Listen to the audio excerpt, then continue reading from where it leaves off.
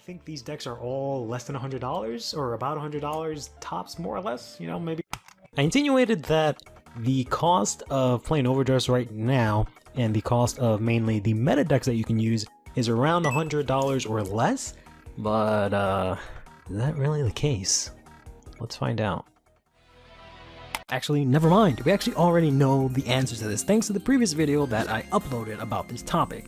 Turns out that several of the meta-relevant decks that I went over all cost upwards to $200 and some even reaching $300 at that point. However, since that video's come out, I've obviously been asked a couple of times to do the other end of the spectrum. What are the cheapest decks that you can actually play in Overdress? Surely, everything that you can use to compete with won't cost you $200, $300, right? Surely, there's no deck that for some reason costs $500, $600, right? Let's find out.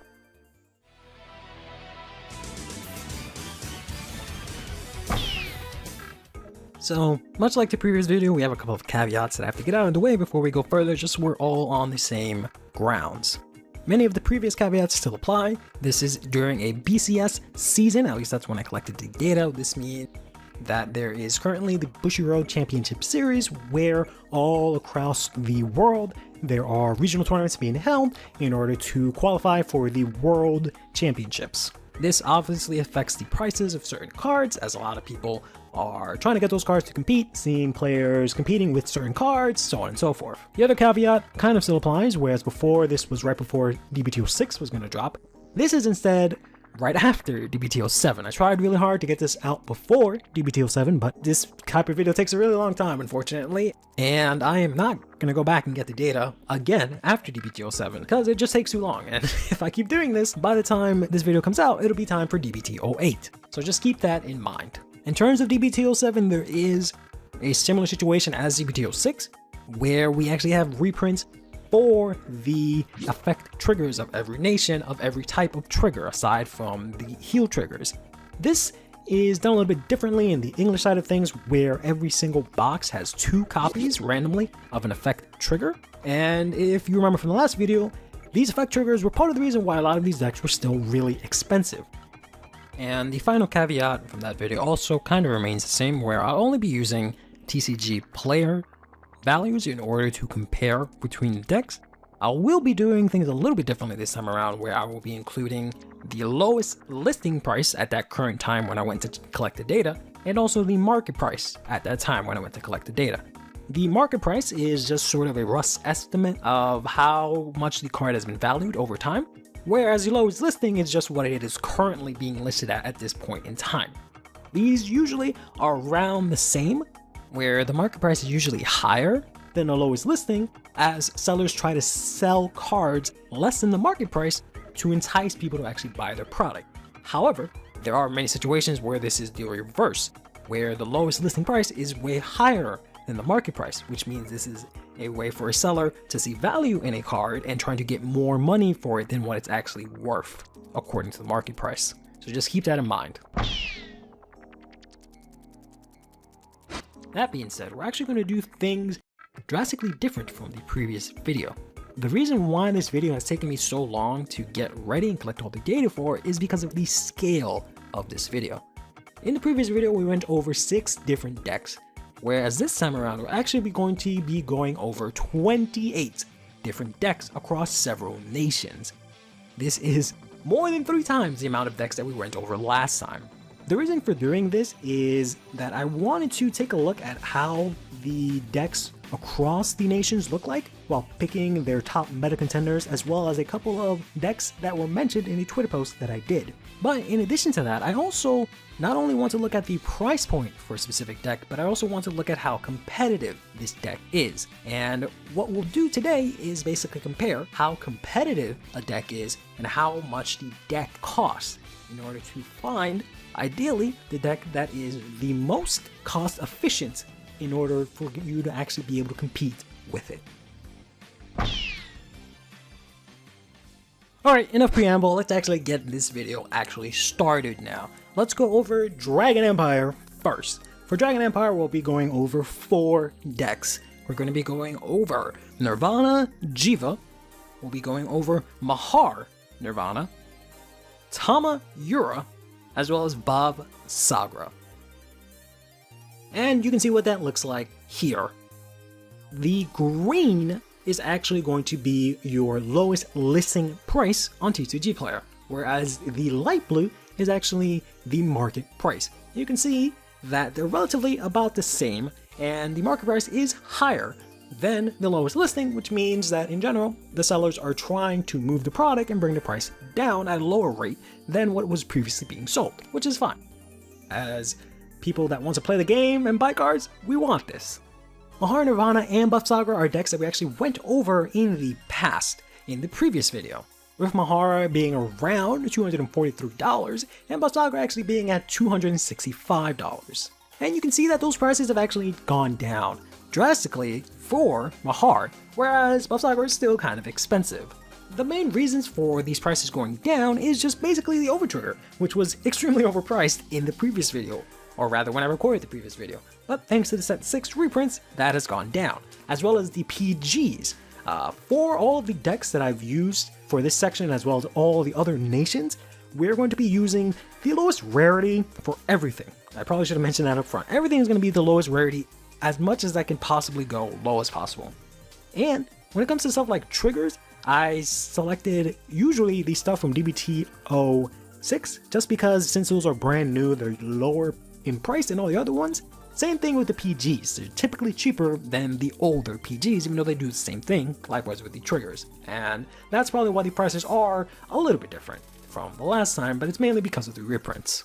But unsurprisingly, Nirvana Jiva is actually the cheapest out of all of these. That's because all of its pieces are brand new from set 6. You can build this relatively out of the box with set 6. Whereas, shockingly, Mahar, who uses stuff across a couple of different sets, is actually relatively cheap as well, and is probably one of the best decks in the format right now. So I'm pretty pleasantly surprised that it's actually so cheap. Tamayura, on the other hand, is way more expensive than I thought she was going to be. The main reason for that just being because of Forktail being nearly $20, regretfully. And Buff Sagra, of course, has the waifu tax attached to her and the I don't know why these cards are so expensive for Buff Sagra, no one plays Buff Sagra tax. Next up, let's go over Dark States. We're gonna go over Baromagus, Bruce, Greedon, and Bruce again? So you can see what that looks like here. Kind of a bit different from the previous one. We had a somewhat steady slope going up for Dragon Empire, whereas here in Dark States, we have two relatively cheap decks and two relatively expensive decks. And unfortunately, the main difference between these two sets of decks is that one plays Brainwash Dweller, the other does not. And you can tell which one that is just by looking at the prices of these cards. Greedon is extremely cheap here, priced at barely under $100 if you look at the market price. There's another thing that I should mention is that for pretty much every single deck, minus the grade 4 decks, you can pretty much subtract $20 from all of them to give you a better idea of how much the core deck costs. Because there is a new card that was released, it's a Blitz order called Elementia Sanctitude. This card came with the new trial decks that were released, and unfortunately, because of the way Bushiroad has currently distributed this card is worth $20. Since it is conceived as a must-have competitively, and there's only one copy of it in every deck that is not focused on grade 4s, you will have to pay $20 to play this. So rather than Greedon costing $92 at the market price, he'd actually be closer to $70 if it wasn't for this one card. So just keep that in mind for every single deck that is not focused around the grade 4, because you can actually cut that out if you just don't play that card. Or more realistically, if in the future that card is more widely distributed, then the price should go down drastically. We have two different versions here for Bruce, since for whatever reason Bruce players love making my life miserable by having 50 different versions of the same deck.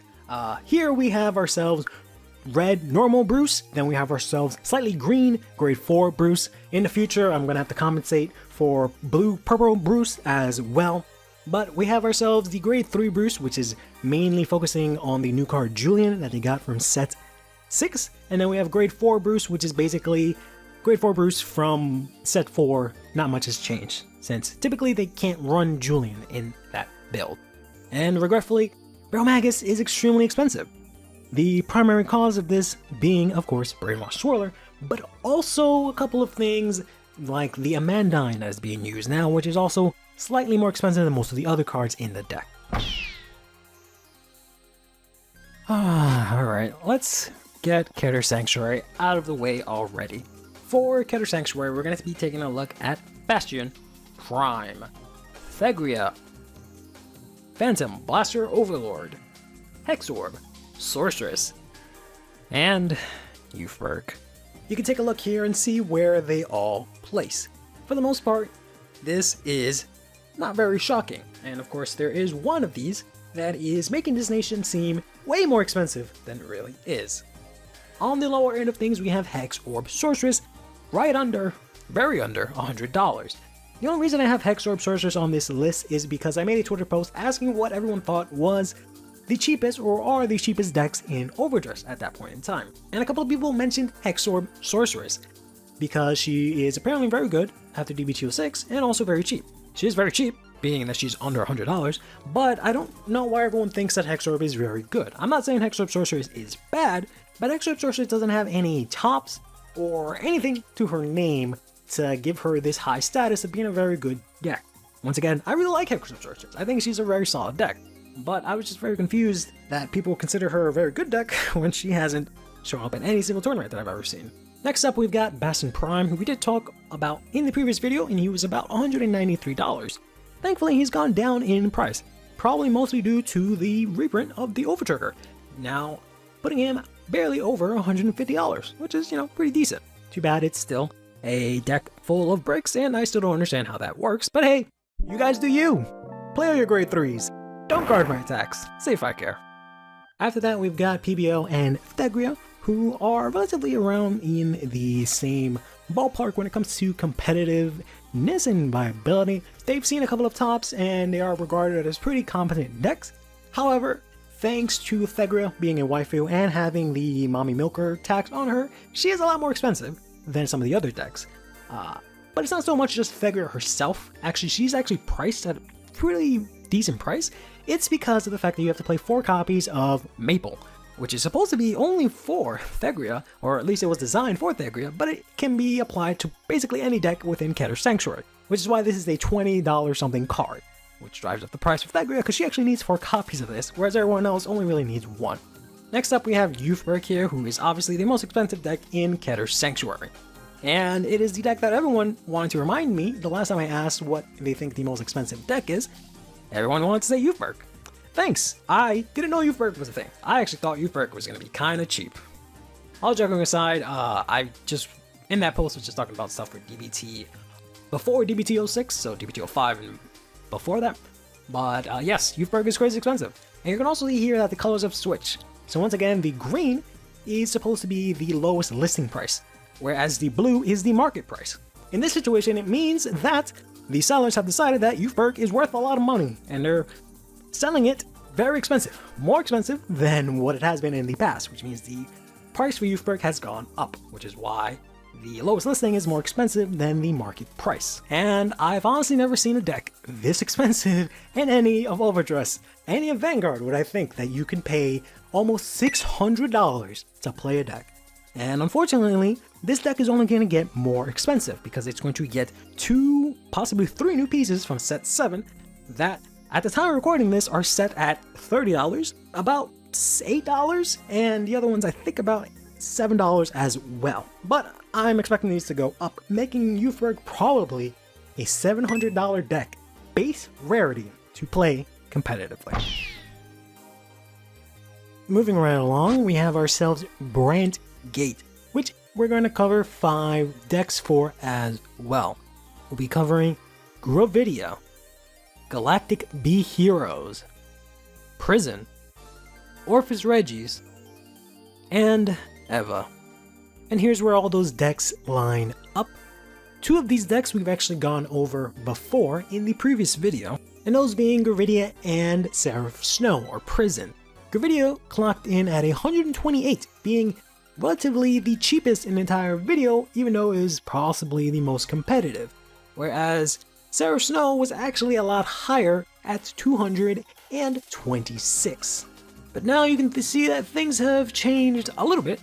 Gravidia is actually a tiny bit more expensive, and Prison's actually a little bit cheaper, actually a good amount cheaper. And I should probably mention now a small note. For every deck that I've shown you and then every deck that I'll be covering in this video, it is kind of like a sample list based on my knowledge and from what I've seen from either topping players or over in Japan or whatever the case may be. It's more or less the roughest estimate to what these decks are like. I know you might play them differently, you might use different triggers, you think that you're the best because you play one copy of one draw trigger or whatever the case may be, but I'm trying to generalize here just to get the most average estimate for what the deck would cost like.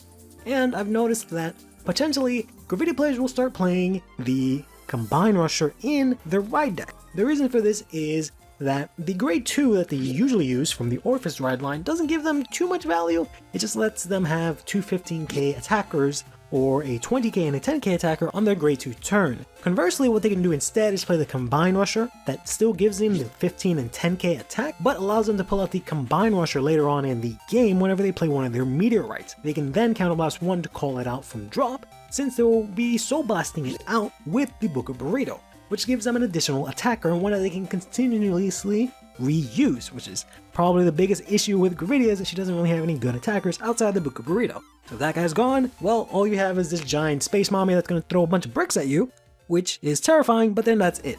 The Seraph Snow list is relatively unchanged. As a matter of fact, I think it's exactly the same as the one we used in the previous video. The only reason why the price might have gone down is just due to the overtrigger, as well as the PGs being reprinted, bringing her down to a much more reasonable price point. Heroes actually are kind of interesting because they're seen as being the cheapest deck, being relatively extremely cheap, except for one card that the deck can use to increase its potential. You'll also notice that here, similar to Youthberg, and as well as you see with Eva, the market price and the lowest listing are switched in terms of which one is greater. The lowest listing for heroes is actually higher than the market price, which means that there's a card that is worth more than the actual market price, and that is going to be the Combine Rusher that we talked about for Gravidia. Because pretty much every deck here, except Seraph Snow, can play Combine Rusher to an extent, and because of that, Combine Rusher is quite expensive. I believe it is about $20. Basically Maple, and as you can imagine, it has basically the same effect as Maple if you see a trend here. Unfortunately, heroes can play 4 copies of this, which makes them kind of expensive. You can substitute this out with a Wired Closton, which will drastically reduce the price of this deck down to less than $100. But as a hero player myself, I know that Combine Rusher gives you more value than Wired Closton, especially since it's not as conditional and it can come back. Moving on to Orpheus Regis, this is a deck that unfortunately has always been expensive. It kind of suffers from the same thing as Vistagra, where it doesn't actually see a lot of tops. People think that it's actually pretty good, but barely anyone can play it because it is kind of bricky, and also a lot of pieces are really expensive. Orpheus Regis himself has, for whatever reason, teetered around $20 a copy, which is unfortunate because you need at least one of these, but ideally 4 of these so you can Persona Ride, which Persona Riding is very important in that deck because you want to use the on-ride skill of Orpheus Regis, which hopefully actually has an on-ride skill as I Google it right now, just to double check that the skill is on-ride. Yep, it is on-ride. Then finally we have Eva, who unfortunately suffers from every kind of tax that is possibly imaginable for a deck. She suffers from the hype tax, she suffers from the influencer tax, she suffers from the waifu tax, she also suffers from the mommy milkers tax, bringing her up to $400. This price is due to a lot of factors. It's the fact that this deck can play Combine Rusher. It's the fact that her single copies are actually kind of expensive. It's the fact that something even like Obstinate is $8 a copy. It's the fact that her promo card that you need to play the deck at maximum capacity is $30 per copy, which drives the price of this deck up dramatically. And also, since the promo is relatively new and it is massively being upselled, you also see that the market price and lowest listings are switched here, where the lowest listing being more expensive than the market price. let's take a look at the last of the 5 great nations in Stoicheia. The decks where Stoicheia will be covering are going to be Zorga, Leonor, Roroa, and finally Flagberg. And here's where those decks line up. Unfortunately, given the state of the marketplace right now, you're probably not too surprised where some of them end up. You'll see here that Zorga is actually the cheapest out of all these Stoicheia decks that we're taking a look here. And that's not too surprising. He's relatively cheap in terms of what you need to play him. Really, the only expensive pieces are probably just Zorga himself, which, just like Orpheus, in that they both came out in Festival Collection 2, or at least the Overdress Festival Collection 2, they're both relatively expensive for no real ascertainable reason. Other than that, Zorga is actually pretty easy to get, and has actually seen some tops in BCS. Leonor kind of has the waifu tax on her a little bit because she's not really seen as highly competitive. I think it's mainly just the fact that the deck is new and people really like Leonor as a card, and also might be because she's getting support in set 7. So these prices that you're seeing here will probably be drastically different from what you look at today or even yesterday, because of the fact that the build that I'm using is a build that I'm not very fond of myself. It's using the Kusi and the Urgula to move things around. When Leonor was dropped, Urgula actually jumped up to $8 from what I think was like $1 or $2, just because of the fact that people wanted to use this combo and also try and use Urgula to protect their units. I don't think this is a very good build. I actually have a build for Leonor in set 6. I'll have a set 7 build coming soon, but that's neither here nor there. Roroa and Flagberg are pretty expensive here, but honestly, the only reason that they're expensive, we already know why. It's because of the Inlet Pulse Dragon. Inlet Pulse Dragon is the premier staple for Stoicheia, and it is worth just about $30. And the deck that it was designed for, Flagberg, suffers from this because they absolutely must play 4 copies. Whereas Roroa can actually go ahead and disband Inlet Pulse come set 8 because he gets a more in-engine version of Inlet Pulse. Unfortunately, Flagberg is going to have to deal with that, considering that Inlet Pulse might see some play in Leonor, even though it's not super optimal, but people will try and play it in Leonor. And it'll also be playable in Magnolia once the restriction is possibly lifted at the end of this month.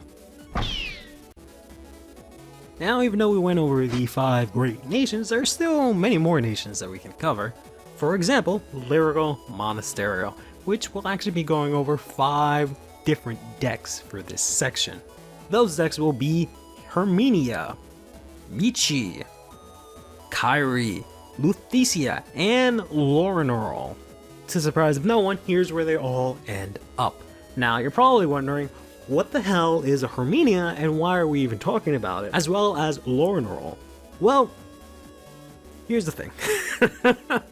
Herminia actually got some support in Lyrical Set 3, and the deck is actually, pretty playable now. Is it an absolute tier 0 meta contender? No, but it's actually playable. With that being said, Herminia is actually dumb cheap. Like, stupid cheap. Like, you can buy 2 full playsets of the entire deck, and it'll be less than most of the other decks that we're covering here. So you can buy 2 decks for 2 people, and it'll be less than 1 deck for 1 person. You'll see here the price is actually listed at $90. The only reason that this is the case is because in the list that I'm using, I'm actually using the effect draw triggers, and those have skyrocketed in price to almost $20, which is the only reason that this deck is expensive. If you play normal draw triggers, this deck is much closer to $20, $30.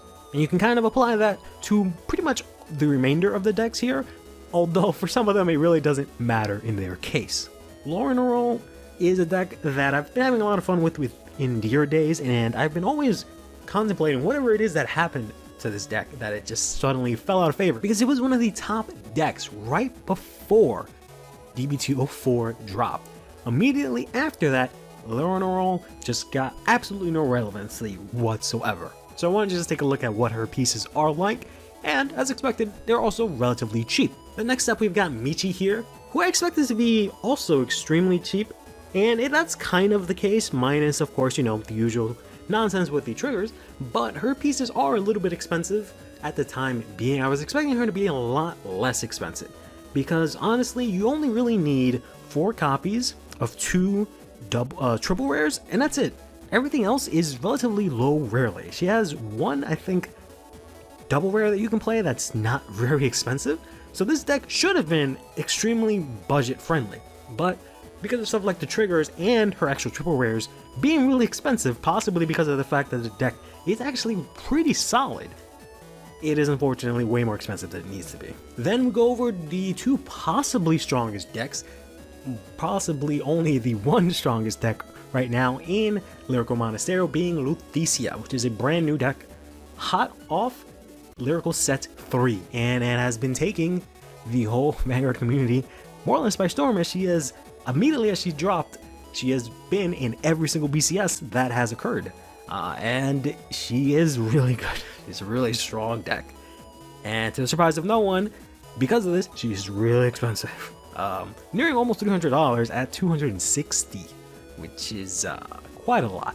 Not as much as Kyrie, who was the most expensive deck that we went over last time and has now become more expensive somehow, which is very strange, because Kyrie herself has actually gone down in price. At least at the time when I looked at the price. She was $20, she had gone down to a remarkable cut. Unfortunately, a lot of her other pieces are still expensive, including the Melty that you want to play, including the draw triggers that you maybe want to play in this deck. But even though this deck is extremely expensive right now, no one's actually playing Kyrie anymore, which is very strange. There's possibly a couple of reasons for this. People might have taken their core and moved it over to Stoicheia, even though there's not a lot that's compatible aside from the triggers. Basically just swapping out one lyrical deck for the other one just because it's the new hotness. The other reason is that there is quite a bit of control out there right now between Greenberg, between Gravidia still being around, between both Nirvanas being able to retire, and so on and so forth. It does make it a little bit difficult for Kyrie to be able to get her full board and do her shenanigans. I still think Kyrie's a really good deck, but for one reason or another, she's just disappeared and remained super expensive. Last nation, as well as the last deck that I want to cover here today, is actually Yo Asakura from Shaman King. That is because it is by far the best collab nation that has received the most viable support in English, and also the best deck from any of the collab nations. Unfortunately, this deck would have been a very good entry point for newer Vanguard players, ideally those that, you know, like Shaman King, but it is way too pricey, nearing $200 for a deck that is only centered and locked behind a collab, may or may not receive support at all, and even if this support is received, it might not even get an English release. Had this deck been a lot cheaper, nearing closer to $100, it's a deck that you could have easily recommended to anyone, as it can very easily compete with a lot of the decks that are out there right now, and is relatively easy to get, as you can build most of the deck thanks to just buying a trial deck. Unfortunately, thanks to sellers marking up the price for the PG, that is nearing $10, and a couple of other of the cards that are highly wanted, considering how good this deck can be, this deck is way more expensive than it needs to be. Hopefully, at the time of me saying this, the prices have gone down now that BCS is over. Alright, now that that's all done and over with, we've gone over every single deck and nation that we want to discuss, and we've showed the prices. Let's see where they all line up. But before we get into that, there's just a few things I want to mention. I know, of course, even though I've gone over 28 different decks, that somehow there might be some comments about how I missed out on a certain deck. And I think the one that probably people are going to mention the most is probably Gigantic Overlord the End, because I feel like that's a deck that now that it's gotten its promo in English, we'll see a lot more relevancy. Which, yeah, I probably should have covered it, but at the time that I was recording the data, the promo was not even out yet. So maybe in the future if we do this again, God, I hope not, because it just takes me so long to do this video, but maybe then I'll make sure to include that. The best I can tell you is to follow me on Twitter at CurlyHairedVanguard, and just keep an eye out for whenever I mention things like, hey, what do you guys think are the cheapest decks that are also competitive and stuff like that. So you can put your input, and I'll make sure to put that maybe in the next video, if I do the next video, which I really don't want to, because it just takes so goddamn long. Then the second thing, really quickly, is just that I did mention in the previous video that I wanted to include other sellers, so not just TCG Player, but other sites that people get their cards from. But even though I did receive some input and a couple of different sites from the comments of the previous video, thanks a lot for that, I won't be using that in this video, and that is because I wanted to use the difference in the lowest listing and the market price just to highlight that, but also to use the market price because it gives you a nice sort of estimate of where the card price has been over a certain period of time that I didn't really see that in the other sites. Anyways, here is every 28 of those decks that we covered lined up here. As you can see, there's a huge amount of the decks stacked in between the $100 and $200 range, as well as a good amount stacked in between the $203 range here. Not too many have gone over that. Actually, only 3 decks are more than $300. But unfortunately, only 3 decks are also less than $100. In general, I think $100 to $200 is a decent enough price point for a deck, especially if most of that price, if possible, is made up of the core cards that you can use in other decks. That doesn't apply as well for some of these decks because really the only things we have in terms of core can only be used within the same nation, and that's only your triggers and your PGs. But there's also newer things that are coming, staples, turning Overdress into more like Yu-Gi-Oh! Instead of Vanguard, where you have to pay your $30, $20 for your 4 copies of a staple, but thankfully you can use that across different decks. There's been a good tip going around that I've even heard from Different Fight himself, is to just use the same sleeves for all of your decks of the same nation. That way, when you need to move around your staples, they're all already in the same sleeve, so you really have to re-sleeve them or do anything like that. But the main thing I wanted to do today is not so much look at the price. I've never actually been really interested in the prices of cards. I've wanted to know and get a good understanding, but it's not something I wanted to fixate so much on, especially not for this video. What I really wanted to take a look at is what is the possibly cheapest deck that offers you the most competitive value and gives you the most bang for your buck. So in order to do that, we're going to introduce a competitiveness axis here. And what does this mean? And how is this determined? So competitiveness can mean a lot of different things, and it can be interpreted differently between player to player. We're going to be using 2 metrics to really hone in on how competitive a deck is, but in the broadest definition, for a deck to be competitive, it just has to be used competitively by players, so it has to show up a lot in tournaments. This is the easiest way to define it because competitive players want to win, so they will use the decks that allow them to win the most. Therefore, the decks that are being used the most are the most competitive. This doesn't always necessarily mean that those decks are always the best decks, but it is the decks that are being used the most because it gives the best results. So the 2 metrics that we'll be using for this is, one is going to be the VG Paradox site.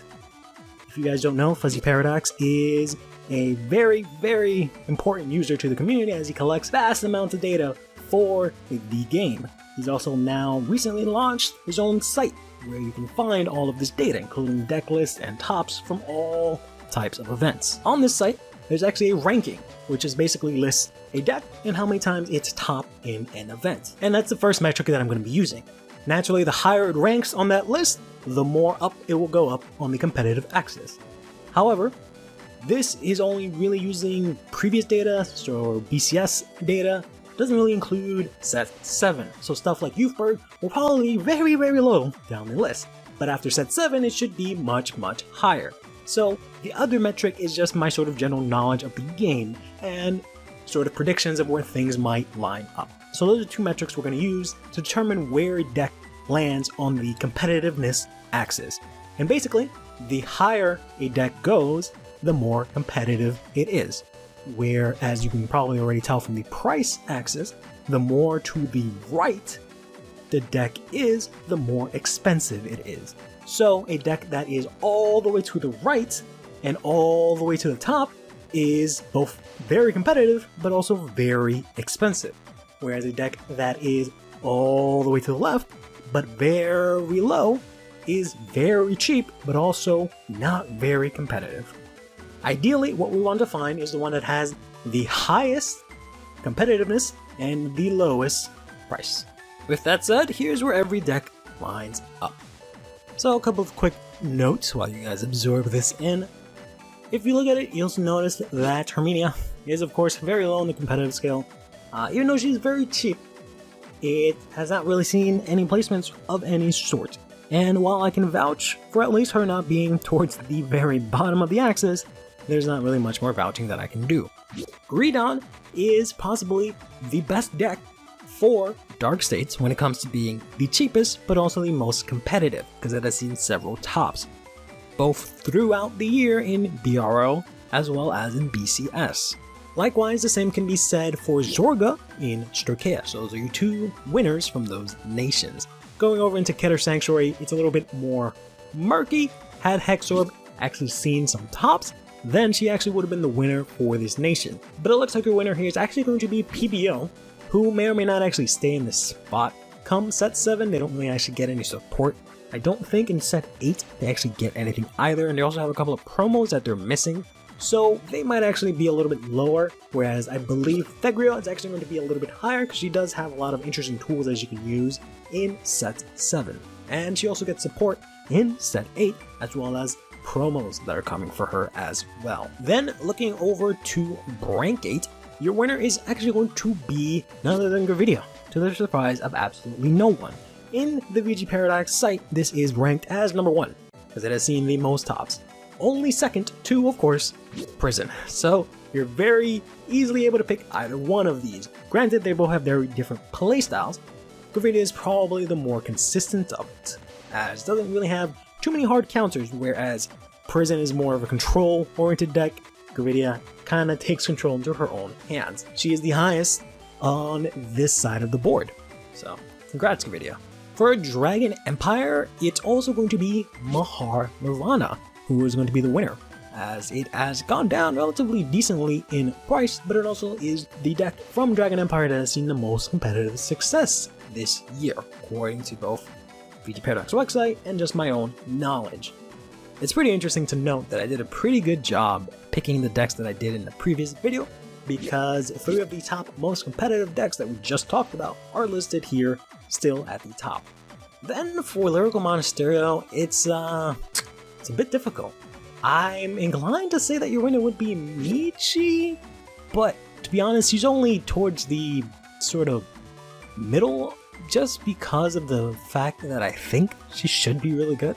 She hasn't really seen very many tops, so it might actually end up being Lutetia, just because of the fact that the decks that I picked might not be as great. Lutetia is definitely the strongest deck in Lyrical Monasterio right now, with Kairi not seeing as much prominence, but being way more expensive than Lutetia. Hopefully people will pick up on Michi, and hopefully her price will go down as well, and she'll end up being the winner for Lyrical Monasterio. Then next up, for the last nation, we have Shaman King. Of course, we only have Yoa Sakura, who is the only representative of his nation, as he's actually seen the most tops, and he's actually seen a pretty decent amount of them. So it is a deck that is somewhat viable competitively in terms of both its price as well. It's just that its future is very murky, so it's very difficult to recommend it. But if you had to come down to just straight recommendations for each nation, you have yourself Mahar Nirvana, Gridon, PBO, Gravidia, Zorga, and finally Lutetia as the best decks from those nations that are both the best in terms of how competitive they are, but also in terms of how little they cost. Which is difficult to say considering that Lutetia is very expensive, but she's just really good. And that'll do it for the video today. Sure was a long one, and it's taking me just about as long as it took you to watch it for me to make it. So I hope you guys really enjoyed this. I feel like if I ever do this again, I'm going to have to figure out some sort of program that allows me to take a deck code and then ping TCG Player to get the price of a whole deck. If anyone has any access to that already, please let me know. But in any case, let me know what you thought about the video down below. If there were any decks that surprised you in terms of the price, or if you probably will receive a lot of these, but if you completely disagree with their competitive placements, or just any other comments in general. And until next time, take care of yourself, play Vanguard, have yourself a damn good one. But with this being the last video of the year, have yourself a great and amazing Happy New Year.